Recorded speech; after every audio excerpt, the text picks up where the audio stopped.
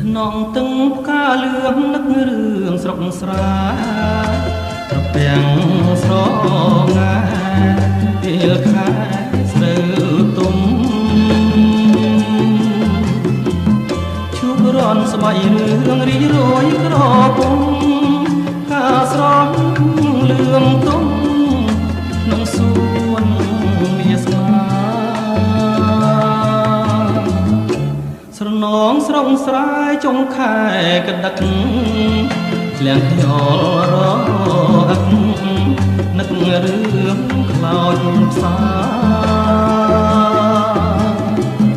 លួយស្រឡាញ់ស្រីលក្ខក្នុងអរាសូមយកមេបាមេត្តាប្រណីសំលេងតាវ៉ៅ